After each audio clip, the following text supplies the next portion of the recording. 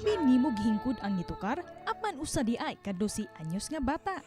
Siya si Bryle Kian Rosal, also known as Boy Shirtless, kinsalumad nga taga Cebu. Sa edad pa lang niya, mapawaw gyud ka sa iyang abilidad sa paggitik sa gitara. Gikan sa ordinaryong rock,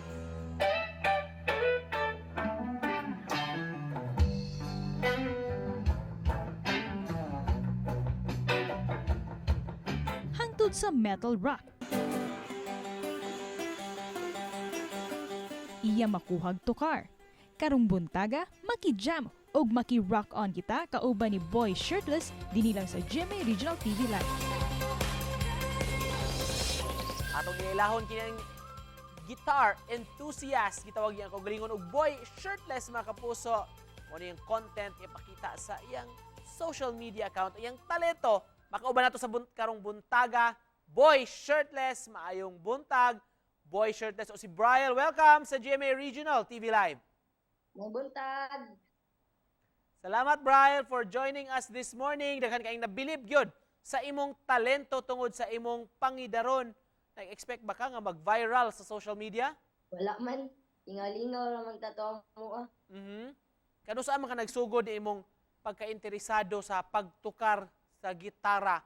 Nganong ganahan mo ka gitara, Bryle? Pag-lockdown. Pag-lockdown, pag July 2020, 21? 2020. Pag July 2020.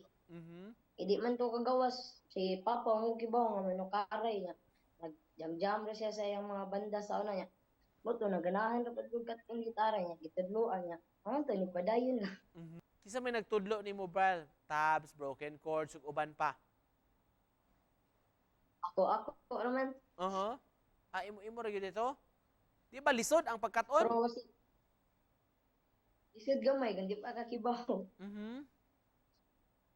Pero ang gitudlo ra ni Papa nako kay mga basic chords ra, power chords. Ganun gitawag makag Boy Shirtless. Hey, taga-video, halos di man magsalina. Magbasa mo gudong kamot. Limutan ko niya. Pag nun man ang electric fan ko sa mag-cover me, kay lain man kayo ang output ko na electric fan. Bryle, unsa may genre sa imong music? Unsa may pinaka-paborito nimo? O kinsa pod ang mga local o mga international artists nga imong idolo? Favorite na kong genre kay kanang hardcore ug metal. Ang ganahan nga banda kanang pinaka-influence nako kay Urban Dub ug Slapshot, Franco. Pero Urban Dub gid akong pinaka-ganahan kid. Kumusta di ay ang imong pagka-content creator, imong pagka-vlogger? Unsa may mga usual nga mga comments mahitungod nimo sa mga followers, mga fans mo? Fighter ko no kay bata. Ya, pang mga tirada daw kay kanang pang iguwang ng mga metal. Mga metal, Bryle, sa wa pa ka nahilig sa gitara, unsa may kasagaran nimong ginabuhat diya sa inyo? Basketball ra. Pangandoy man ako kung basketball player. Pero karon padayon gihapon makaduwa gyapon basket? Makaduwa ra man kung di ko magitara. Hiskot na ka pangandoy nimo ma basketball player no. Unsa pa may pangandoy nimo? Ikadako nimo?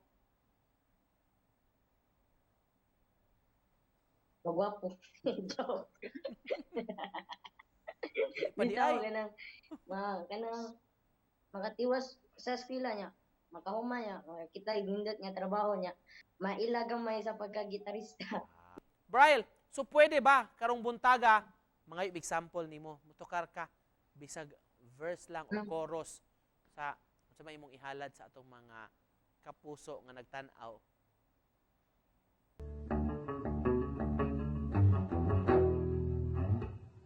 She watched me born and all this you never change.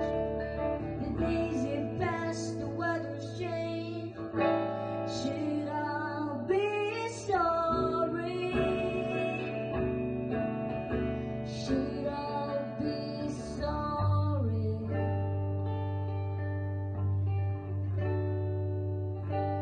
Wow, thank you for that, Bryle. Agilang og panapos sa atong Salamat day sa opportunity. sa interview. Unsa may message nimo, Bryle, sa mga kapuso nato nga nagtan-aw karon. Salamat day sa pagsuporta nako Mhm. ug sa mga followers sa Boy Shirtless nga page. Bryle, thank you so much ha for joining us this morning. Salamat sa pag-share sa imong talent sa atong mga kaigsuonan labi na sa mga kabatan-onan diha. Bryle Kian Rosal, mga kapuso, si Boy Shirtless. Daghang salamat. Daghang salamat.